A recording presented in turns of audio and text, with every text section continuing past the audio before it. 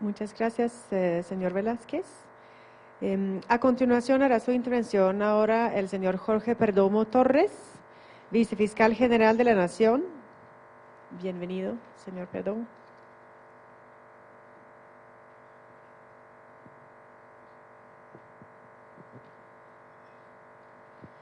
Muy buenos días para todas y para todos. Quiero, en primer lugar, ofrecer un agradecimiento muy grande a los organizadores de este evento, al Centro Internacional de Justicia Transicional, a la MAP-OE, a sus representantes, la doctora Moreno, el doctor Norgren, a quienes participan en la mesa, el doctor Gallón, al honorable representante Velázquez, pero también un saludo para todos ustedes, a los fiscales, a los defensores públicos, a las personas que están en representación de organizaciones internacionales, de organizaciones no gubernamentales, defensoras de los derechos humanos y pues a todos los que participando hoy aquí de una u otra forma estamos comprometidos en este proceso de justicia transicional. Celebro mucho que se realicen estos eventos porque creo que precisamente en materia de justicia transicional y en materia de justicia y paz en concreto, tenemos todavía mucho que discutir. Estamos para tercer debate de esta reforma en la Comisión Primera del Senado, con un proyecto, con una ponencia que ha ido enriqueciéndose en el transcurso del trámite legislativo y que cada día analizamos con más detalle, con más detenimiento y frente a la cual identificamos todos los días problemas, desafíos, pero también avances. Yo diría que esto es un proceso más en esta etapa de aprendizaje que estamos llevando a cabo en Colombia para hacer justicia transicional, para llevar a cabo o sacar adelante procesos de paz, aunque sean procesos de paz parciales. Cuando se expidió la Ley de Justicia y Paz, en ese momento se pensó que se necesitaba un marco jurídico teóricamente impecable, pero que además fuera defendible internacionalmente. Y es así como surge esa Ley de Justicia y Paz, que tuvo un análisis de constitucionalidad donde además se moduló esa ley, otorgándose mucha prevalencia y haciendo, resaltando la necesidad de que los derechos de las víctimas a la verdad, a la justicia y a la reparación estuvieran efectivamente garantizados. Y yo creo que se logró mucho. Avanzamos, empezamos a aprender lo que era la justicia transicional. Hablaba con algunos de mis colegas en el ministerio cuando estaba allá y decía yo qué bueno que en la estructura orgánica del ministerio exista una dirección de justicia transicional y que además nosotros hoy en día le preguntemos a la gente del común por la calle sobre justicia transicional y la gente sepa y se interese de justicia transicional. Les quiero comentar una anécdota que me pasó algún día en la universidad. Me dice uno de los estudiantes, doctor, usted no sabía, seguro que para esa época yo era viceministro, y me dijo, ¿usted conoce a Miguel Samper? Y le dije, sí, claro, lo conozco.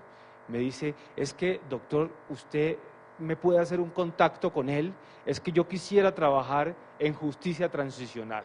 Y eso me lo decía un estudiante de 20 años de la universidad que ya empieza a confrontarse con lo que es el concepto mismo de justicia transicional que nosotros todos hemos aprendido, que estamos digiriendo y que cada día estamos, diría yo, puliendo para saber cómo manejarlo y cómo sacar adelante este proceso. Pero hoy nos encontramos ante otro panorama. Después de algunos años de justicia transicional, nos estamos preguntando qué hemos aprendido y sobre todo qué aún tenemos por aprender y qué de lo que pensamos que en su momento era lo correcto puede ser hoy objeto de revisión.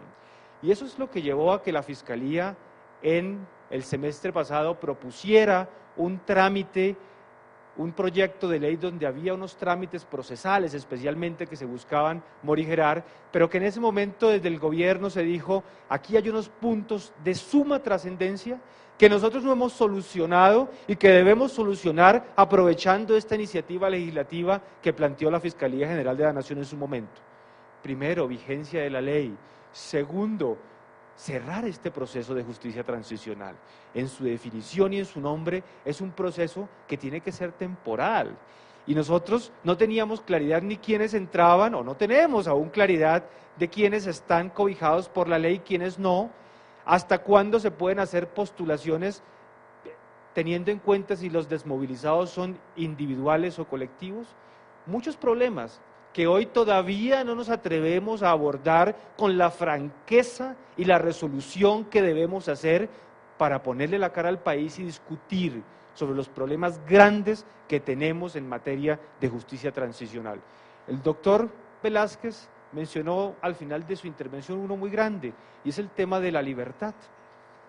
Y eso es un debate que hay que dar, y es un debate que hay que darle de cara al país sobre si nosotros consideramos que en este proceso de justicia y transicional, quienes están sometidos o quienes por lo menos participan en este proceso y ya están colaborando activamente, tienen de verdad una expectativa de libertad, teniendo una expectativa a la pena alternativa después de 8 años de su privación de la libertad. Los primeros estarían solicitando libertad por allá a finales del año 2014, con lo cual estamos a tiempo para que discutamos qué vamos a hacer frente a ellos, y eso independientemente de si tenemos 10, 11, 12, 7, 21, 50 o 250 sentencias, porque así sean 300, no van a ser suficientes para solucionar el proceso de justicia transicional, para que los participantes tengan claridad frente a las reglas. Y yo sí quiero recalcar algo que dijo el representante Velázquez: el problema o los problemas que podamos tener en justicia transicional no son normativos. Una ley puede decir esto, puede decir lo otro, pero aquí lo que hay son desafíos a la sociedad colombiana y a todas las personas que, como ustedes que están aquí, al gobierno, a los entes judiciales comprometidos, a la Fiscalía, a los magistrados de Justicia y Paz, para poner todos un grano de arena en la solución de este conflicto y la forma de solucionarlo, pero de cara al país, hablando con franqueza y sin miramientos. Tenemos discusiones grandísimas que tenemos que dar en Colombia, y yo pienso que ya estamos lo suficientemente maduros para que la demos. Y aquí quiero referirme a una cosa o algo muy concreto que hemos venido discutiendo con este proyecto de reforma de ley de la justicia y paz, pero también con el acto legislativo que cursa en el Congreso, que se ha denominado Marco Jurídico para la Paz, y es sobre el sinceramiento que tenemos que hacer sobre la solución judicial o no judicial, y cuando es judicial, si es además penal, de todos los casos que puedan tenerse a conocer como consecuencia de desmovilizaciones masivas. Cuando empezó la Ley de Justicia y Paz, la apuesta y el concepto de justicia transicional en ese momento fue: a todos hay que investigarlos en un proceso que nos ideamos y que ahora estamos revisando, y a todos tenemos que condenarlos, y todas las víctimas, absolutamente todas, tienen que tener una garantía de los derechos a la verdad, a la justicia y a la reparación. Y resulta que con esta experiencia que hemos vivido, nos hemos dado cuenta que tal vez tenemos que pensarnos ese gran ideal y empezar a introducir en la discusión criterios como la priorización y la selección. Y esto, por supuesto, en un país, queridos amigas y amigos, donde todo lo queremos resolver con el derecho penal, donde no hemos todavía avanzado en una verdadera reconciliación social, pues causa mucho escozor y plantea unas innumerables discusiones. Pero yo creo que eso es, o ese debe ser el objetivo de esta reforma y de estos eventos, de estos foros, que discutamos si nosotros en Colombia tenemos las capacidades, estamos dispuestos además a investigar todo y a sancionar con una condena penal todo, o si hacemos una apuesta a los instrumentos de justicia transicional que pueden ser no judiciales y que también han demostrado en la tradición internacional que aportan enormemente y de verdad a la solución de los problemas y a la garantía de los derechos de las víctimas, a la verdad, la justicia y la reparación. Nosotros en la Fiscalía, ustedes imaginan el desafío que tenemos. Tenemos no solo un proceso de justicia y paz que queremos sacar adelante y frente al cual estamos comprometidos, pero también tenemos a 30.000 desmovilizados frente a los cuales tenemos que hacerles un proceso penal como Dios manda, de acuerdo a la ley 1424, y solo después vamos a suspender la ejecución de la pena. Y tenemos, ustedes saben, una estructura muy avanzada de unidades. Y cuando mira uno el panorama que tiene allá adentro, pues es un panorama que preocupa. Es un panorama que preocupa porque con lo que tiene la Fiscalía en este momento, si tenemos un concepto maximalista de judicialización y de resolución de los conflictos, hay que ser totalmente honestos y decir que vamos a tener muchísimas dificultades para en un futuro próximo poder decirle a Colombia, hemos cumplido la tarea completa.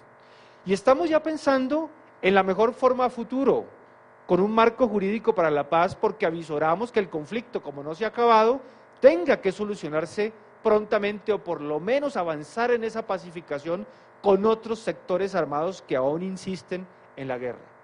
Sin embargo, las expectativas de soluciones judiciales frente a lo que tenemos son bastante difíciles y yo diría preocupantes. ¿Qué estamos haciendo nosotros en la Fiscalía? Estamos haciendo una revisión de toda la institucionalidad en materia de justicia transicional, de todas esas unidades y subunidades que existen. Hemos conformado un equipo de altísimo nivel, conformado por juristas que se han dedicado durante muchos años al trabajo de los derechos humanos, del derecho internacional humanitario y de la justicia transicional para que nos colaboren. Estamos con las unidades concernidas en materia de defensa de derechos humanos, mirando la posibilidad de cambiar estrategias y metodologías investigativas. Es que nosotros, permítanme que les digo, nos hemos visto desafiados no solo por los 35.000 o 40.000 casos que tenemos ahora que investigar, sino frente a unos fenómenos delictivos frente a los cuales el sistema judicial colombiano no estaba preparado.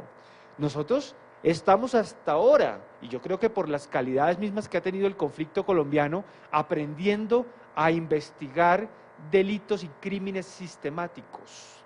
Nosotros veníamos acostumbrados a investigar el homicidio, a investigar el hurto y los conciertos para delinquir, pero más allá de aprender esa dinámica investigativa que tiene que ser diferente para un fiscal frente a los casos de macrocriminalidad, habíamos avanzado, por supuesto, por las necesidades mismas del problema y del conflicto, pero no teníamos una orientación clara y no tenemos, creo, que todavía una orientación clara.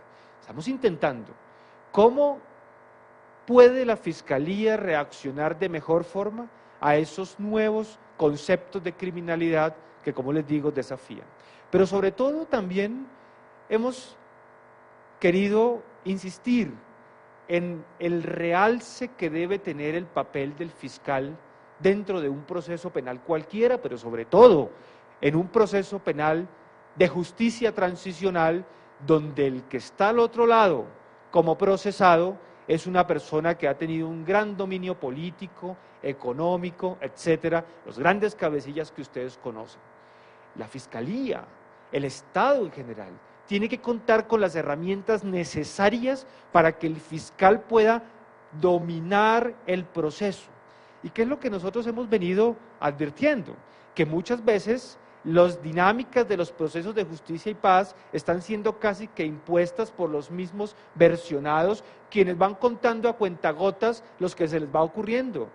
Y eso así no se puede, así no vamos a llegar a ningún lado, porque evidentemente deben establecerse mecanismos, y eso busca también la reforma a la Ley de Justicia y Paz, para que nosotros podamos, primero, saber a quiénes postulamos, pero también a quienes podemos excluir del proceso de justicia y paz cuando no se colabore eficazmente, cuando se hayan seguido cometiendo delitos. Es decir, queremos buscar con esta reforma también que el papel de la Fiscalía sea un papel mucho más protagónico, mucho más recio, mucho más severo, que es lo que es además un fiscal, la encarnación de la majestad de la justicia.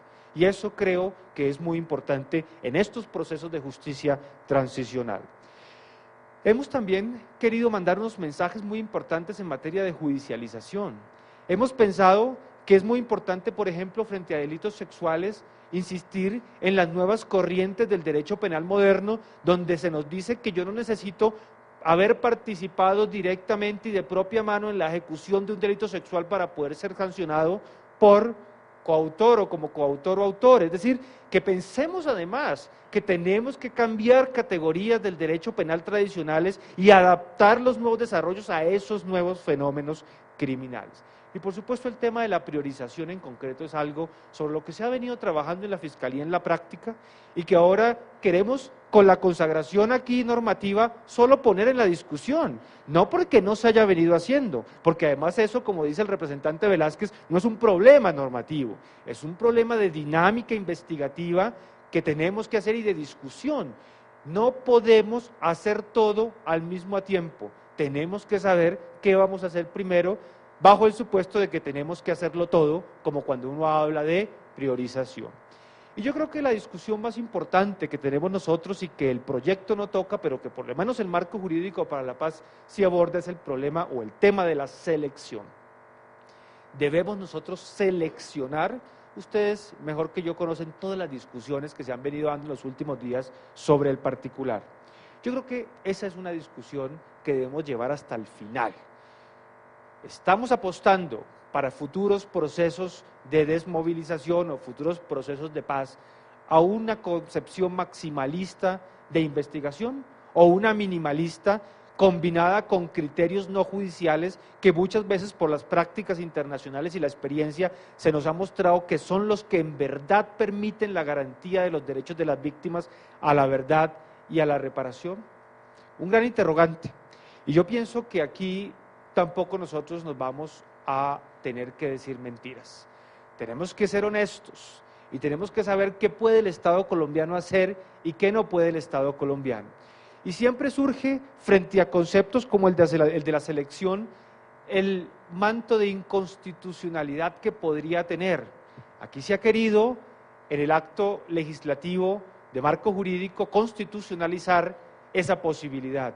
Y yo diría, doctor Velázquez, que sí resulta necesario, y resulta necesario por una sencilla razón, porque también tenemos un artículo 250 constitucional que dice que la Fiscalía está obligada a ejercer la acción penal en todos los casos cuando conozca la comisión de una conducta criminal y que llegue a su conocimiento por cualquiera de los medios establecidos. Es decir, hay una obligación y que solo se exceptúa el principio de oportunidad. Y ya sabemos que la Corte Constitucional nos dijo que el principio de oportunidad no es posible utilizarlo en el marco de la justicia transicional, una decisión, en mi opinión, bastante cuestionable desde el punto de vista teórico. Ahora, hay un punto muy importante que me parece resaltar, y es un poco también esa concepción que nosotros tenemos sobre la Corte Penal Internacional. Es que cuando se habla de la posibilidad de selección y que algunos de los, digamos, futuros desmovilizados no tengan procesos de paz, no tengan condenas judiciales, sino que sean tratados con mecanismos alternativos al derecho penal, aparece como que Colombia está incumpliendo sus obligaciones internacionales y como que Colombia puede exponerse a una intervención de la Corte Penal Internacional. Entonces yo me he imaginado eso casi como una agresión de la Corte Penal Internacional a Colombia, y si uno mira la misma dinámica de la Corte Penal Internacional, lo que encuentra allí es un claro ejercicio de discrecionalidad. ¿O ustedes creen que cuando la Corte Penal Internacional aborda conflictos internacionales se va con el criterio maximalista? Está muy claro en el Estatuto de Roma que el fiscal es absolutamente discrecional para saber frente a qué va y frente a qué no va, y además entendiendo que entra su competencia de forma subsidiaria cuando el país no haya podido o no haya querido. Miren ustedes que es un concepto internacional de oportunidad y nosotros a nivel interno nos estamos extrañando y nos estamos haciendo la vida más difícil frente a este tema. Yo quiero con esta reflexión dejar algo muy claro.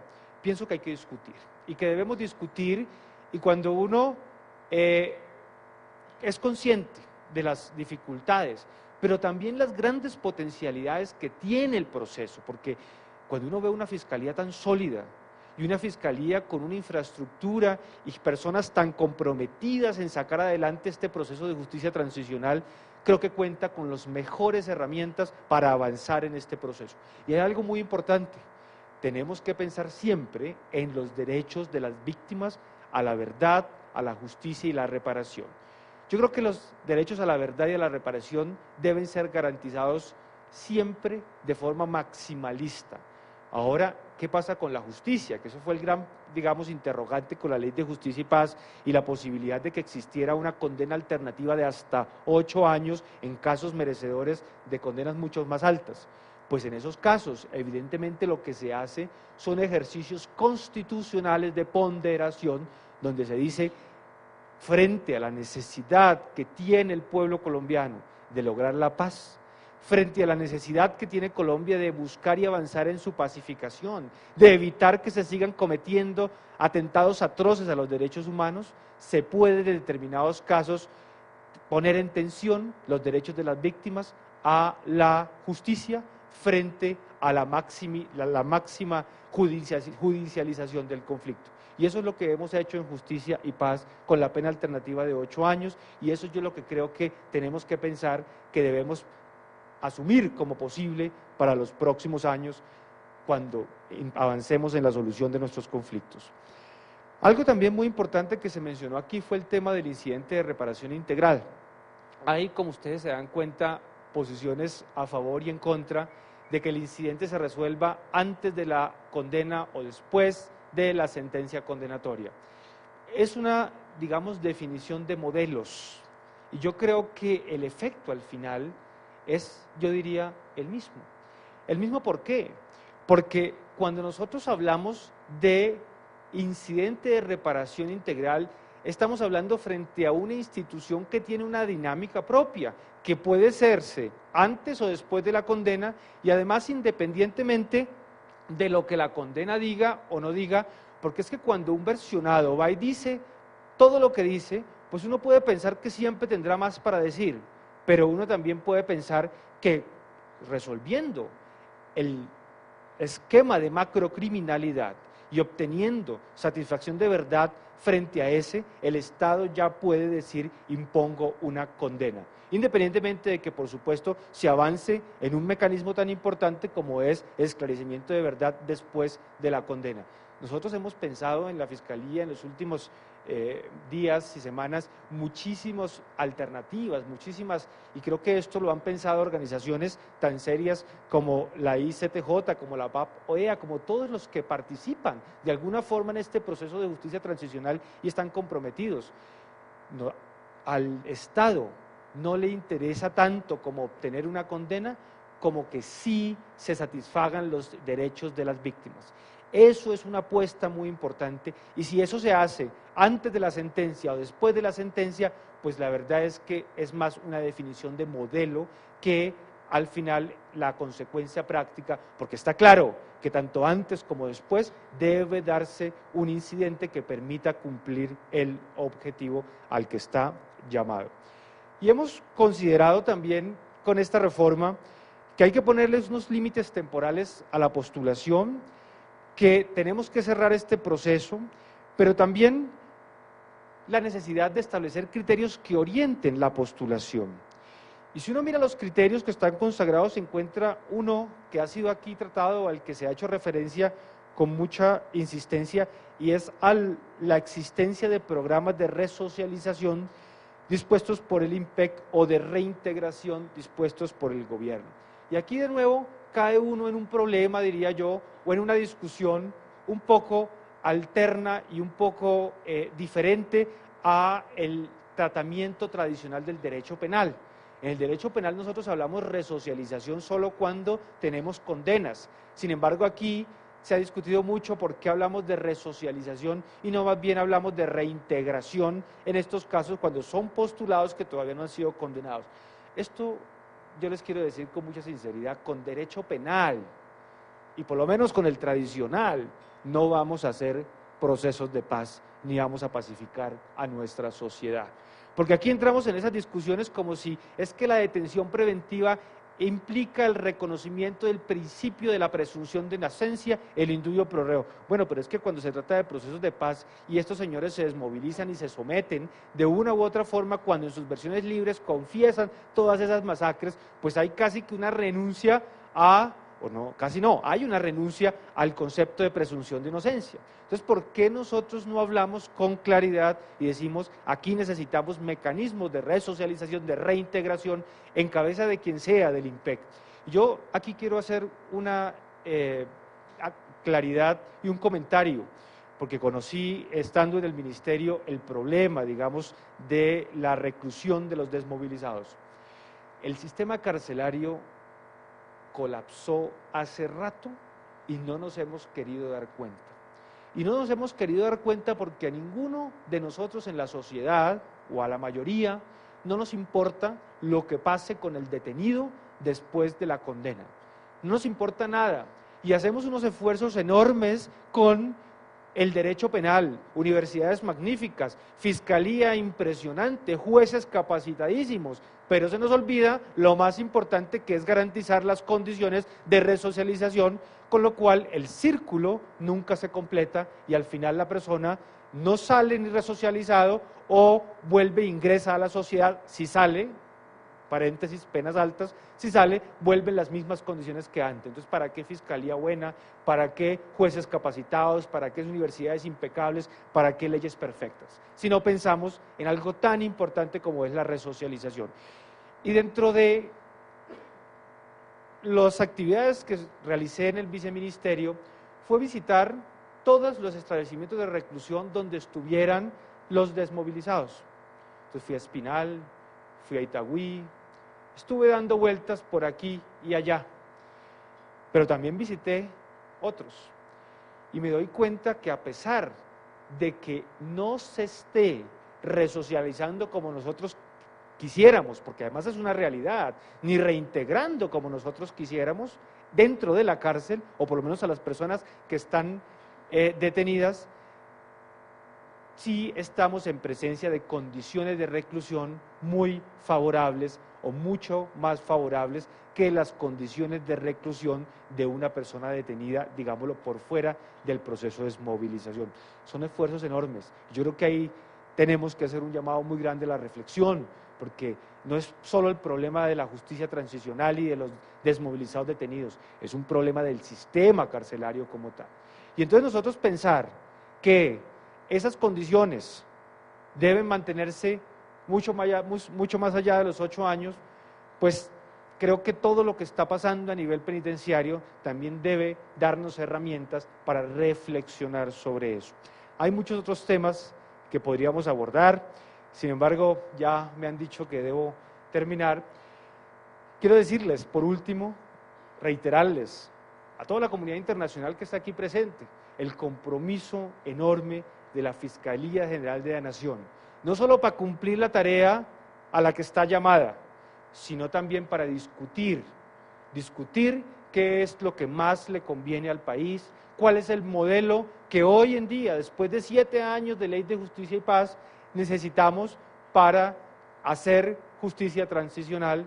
Y quiero además hacer un llamado a todos los que intervienen en este proceso, al gobierno y a todas las entidades del gobierno, a las organizaciones internacionales. Hablaba yo con alguno de las personas de la Fiscalía esta semana y le decía yo, qué bueno es sentir que Colombia no está sola en este proceso de justicia transicional, que organizaciones internacionales están siempre pendientes, los alemanes, los suecos, los suizos, los estadounidenses, todos nos están ayudando en este proceso y es una ayuda que no solo necesitamos, sino que es una ayuda bienvenida, es una ayuda que agradeceremos y que queremos que nos siga impulsando a diseñar el mejor modelo de justicia transicional. Muchas gracias.